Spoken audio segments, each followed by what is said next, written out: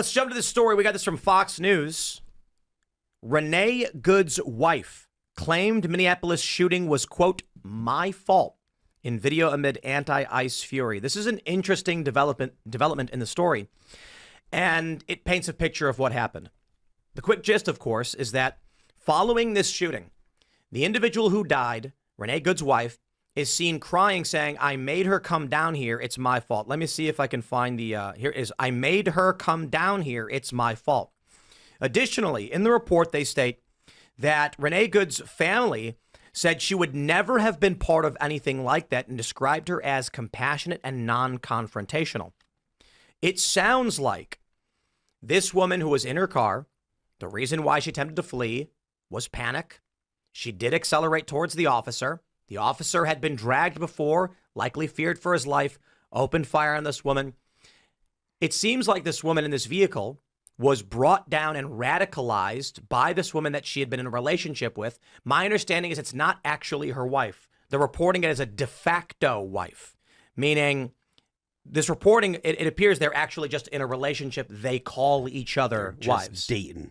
Okay. Well, yeah, social marriage, not a legit legal marriage, in which case it seems like this woman was in a relationship with this other woman, radicalized her, told her to come down and do this. When she's obstructing the road, these people are LARPing and they don't understand the consequences. They think they're playing a game. And so this doofy, dumb woman commits a felony, commits obstruction, radicalized by this woman who then breaks down and says, it's my fault. Now, the question is, people are going to push back and say, no, she's saying it's my fault like I wanted her to come with me. Not that it's my fault all of this happened. But no, quite literally, the woman is sitting there crying because she's dead, saying it's my fault I made her come down here. The point is, this woman blurted out that she told this woman to come down to commit a felony. And in the process of committing the felony, the woman was killed. And guess what? She likely has some culpability here. Now, the issue that we're seeing, there was an article in the New York Post discussing whether or not this ICE agent is going to face charges. And they said, likely no, because it was a clean shoot, albeit regrettable. And that has to be the stupidest assessment I've ever heard in my life. This dude could take a dump on a ham sandwich that was owned by a Democrat and they're going to lock him up. Okay, let alone shoot a leftist protester. It doesn't matter what the law says. Okay, if a leftist protester punches you in the face 50 times, so you shove them, they will arrest you for shoving the leftist protester. So this guy's going to get charged. Now, apparently he fled the scene, but in any legitimate legal sense, this wife, I believe, has criminal culpability in encouraging an individual to commit a felony, resulting in her death. Look, I understand your point, but I don't think that she's as innocent or as I don't think she was very naive. I don't think she was naive. I think that she kind of knew what was going on down there. She's alleged to be a member of the National Lawyers Guild. They're basically the legal arm of Antifa, funded by Soros. So whereas maybe she didn't, maybe she's not normally a protester. Maybe she's not. She doesn't interact with the police all the time, like the paid protesters or paid activists do, but I don't think that No, you're misunderstanding. I'm not saying that this woman's never been an activist in her life and one day this woman said, come down and do this thing with me. I'm saying that you've got a broad scenario where the family doesn't understand why she would do something like this because over a period of time, recent, maybe it's 6 months, maybe it's a year, she was being radicalized by this woman who then told her to come down and engage in felony activity against law enforcement. I think that she was already radical by nature, but I don't. I think a 37-year-old white woman watched memes online from A-lister celebrities and did not realize placing a vehicle in front of a federal law enforcement officer puts a bullet in your face. Like I said, if she's a lawyer, these Antifa people understand they will be shot. This lady had no idea what she was doing. Otherwise, she would not have accelerated into an officer. I think that she's probably not familiar with protests and stuff like that. But at the same time, I don't think that she was ignorant of the situation because, like I said, if she is a lawyer, you think that these middle-aged women are aware that they're going to get shot and killed? I think that honestly, I think that a lot of middle-aged women think they're above the law totally. I think in all contexts. These people are LARPers who don't think it can happen. That's why when the police push them, they act like the apocalypse happened. Yeah, I agree. That's why when they get arrested, they say, "I have not been read my rights." Yeah. Because they literally don't know what's going on. I think that they think they're above the law. The reason, no. When they That's say, what I think. My point is, when they say I have not been read my rights, it's not a question of above or below the law. They literally don't know what the law is. Well, like I said, if she is a lawyer, she's aware of what the law is. Clearly, she's not. Not aware?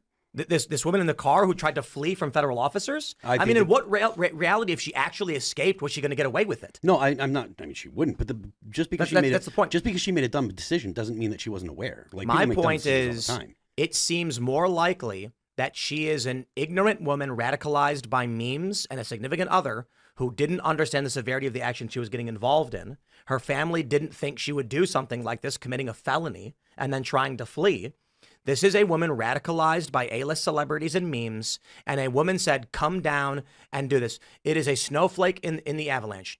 There have been no consequences for these leftists. So a middle-aged white woman who has no idea how severe this is, engaging federal law enforcement, thought she was going to accelerate and flee the scene after committing a felony. Now, that is beyond ignorant, okay? I watch these videos on Instagram where you see a dude and a motorcycle going 100 miles an hour on the highway fleeing cops, and you're like, yeah, you're not getting away. No, you can't outrun a radio, no. Or a helicopter. Yeah. This woman doesn't understand what she's getting involved in. Antifa activists who organize this literally do and plan for this. And it is my opinion, her death was a contingency these activists hoped for and planned for. What we know about how Antifa organizes in the far left is that they code people they bring to these events by color, red, yellow, and green. Green marked individuals are like her. Well, she might be green coded. The idea of the green, these are people who form the mass. You want them to get arrested intentionally. You trick them into getting arrested. Why? It radicalizes them. The yellow are the activists who are in the front leading the charge, and the red are the direct action people who hide in the crowd and instigate the fights to cause the violence. The way these plans work is you invite a bunch of doofy college kids to a protest and say it's a peaceful march. The plan they actually have, and I've seen these planning meetings during Occupy Wall Street and the various activities over the past 10 years. The direct action groups have a secret secondary meeting, a direct action planning, where they literally say, how do we maximize police brutality and arrests of the green category? If we can get 100 college kids who have no idea what's going on to show up and march, punch a cop, how many of them will get beaten and arrested? They intentionally want you to show up to get arrested. Why? Because then when you go to jail, they say, why are the cops doing this to you, you poor innocent victim? This woman is on the front lines, clearly having no idea what's going on, nor understanding the felonies she is committing, and then she tries to flee. And in doing so, put an officer in fear for his life, and he killed her. This is a contingency activists hope for. In these meetings, they want martyrs, and they got it, and now they have nationwide riots and protests. In the same way that we have a moral compass, right? We have a moral compass. We have a system of values that guides everything that we do. Marxists and communists don't have that. Their system of values is, what can we do that's going to get us closer to the revolution? What can we do that's going to get us closer to the rebellion? So they attack the law enforcement instead of attacking the law. They undermine the Constitution because it's nationalism, and that's the worst thing that they can possibly think of. Communists want to overthrow the family, religion, history, truth, nations. And so anything that they can do to get a little bit closer to that, to break down the fabric of America a little bit more, they're going to do that. And we're seeing this, and this is just a sacrifice for the revolution. That's how they see her. I have been to many an activist meeting, and I have been, one of my favorite stories that I've told quite a bit is during an Occupy Wall Street protest where they were chanting, anticapitalista. That's what they chant, right? Well, there was one guy who was going, blah, nabi, agiba dabastida. He was just saying gibberish. And I'm not even kidding. It's not an exaggeration. And I was live streaming. So if you want to go find the Ustream, if it still exists, you can see it. And I asked him, I was like, what are you chanting? And he goes, oh, I'm just chanting with the crowd. And I was like, yeah, but what were you saying? And he was like, oh, I'm just, chanting. And I was like, no, what are the words? And he's like, oh, I don't know. He didn't even know he was chanting anti-capitalist. These were college kids who came down to Occupy Wall Street, many of whom were tricked because the occupier said Radiohead was going to come play a concert. Not a joke. Literally happened. 2,000 people showed up being told Radiohead was playing a free concert at the park. These weren't activists. They were doofs who were like, cool, Radiohead. Then the activists say, we have to go march. People just say, okay, I guess are walking down the street. All of a sudden, they're getting whacked by cops. What happens next? They get arrested. The NYPD pulls out the orange kettling net. That's what they call it, the kettling net. Surround them, wrap them up, put them on a bus, send them to holding. Now you've got a 20-year-old young woman who was looking for a Radiohead concert, who has no idea why she was arrested, and the cops are callous. The cops are like, shut up, you're under arrest. So they have no idea what's going on. Then the activists come in to radicalize, and they say, aren't they evil? You didn't even do anything. You were just walking down the street and they attacked you. Why don't you sing songs with us? We're friends now. Here's my phone number. That's how they recruit. Yeah, I mean, I don't think that you're wrong in any of that stuff. It's just in this context, like I said, if she's a lawyer, I think that she probably was at least aware of how things kind of went, especially that with that National Lawyers Guild. You know, they're in contact with Antifa. The National Lawyers Guild aren't necessarily lawyers. Yeah, well, they're activists, right? The National Lawyers Guild has observers who are not lawyers. Okay, well, so a legal observer is just a person who's wearing a hat. And it's a non-sanctioned distinction where a person says, I'm actually just observing. It's meaningless. The police can arrest you all the same. Your hat does nothing. Fair enough. It's like a press pass. So I don't know that she was actually a lawyer. Fair enough.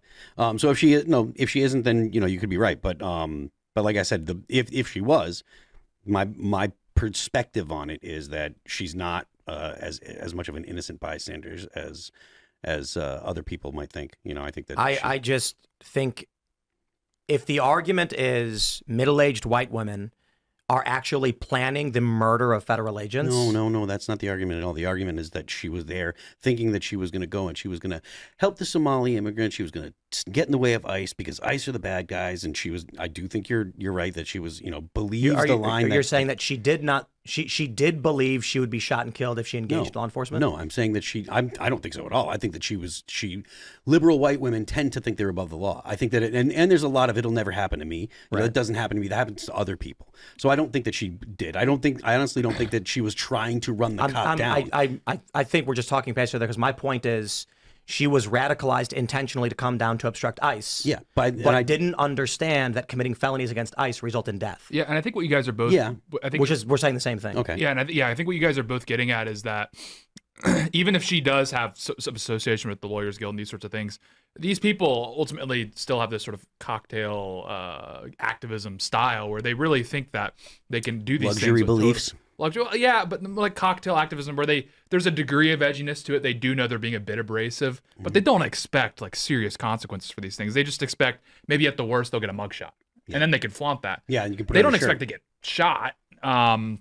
So yeah, I think that's sort of really what's going on here. So even if she is maybe in these sort of Antifa adjacent organizations, I think even those people still underrate the moment that we're in and that this is a new paradigm and that the Trump administration really is. Trump himself is, I would probably assume, like paranoid of having another 2020 replay. And all the actions he's made thus far indicate that he is really serious about putting a lid on this before it does escalate into Summer of Love 2.0. The principal activists who are career activists wanted her to die to create a martyr. Mm-hmm. But most of the frontline people, because these leftists don't put themselves in these positions, don't understand that they've seen so much leftists. They genuinely don't believe they're going to get shot. Yeah. They don't think they're doing anything other than expressing their First Amendment, despite the fact she was committing, I think, 2 different felonies. Well, these people think that, they think that everything up to and including pushing police officers is an expression of your First Amendment. They think that they can assault police officers and get away with it because they're just there protesting. I'm at a protest, so I'm protesting. Right. It doesn't matter that I'm throwing rocks at the cops, right? Yeah. Well, and these people are also in a different world. Like, we have to keep in mind, like, this isn't Dallas, this isn't Houston, this isn't Miami. Like, Minneapolis, these people literally remember 5 years ago when they were allowed to do whatever they wanted, and there was literally no pushback whatsoever. So these people are also just in a completely different world being in Minneapolis. Thanks for checking out this clip from Timcast IRL. Make sure to watch the show live Monday through Friday at 8 p.m. Subscribe to this channel, and we will see you all there.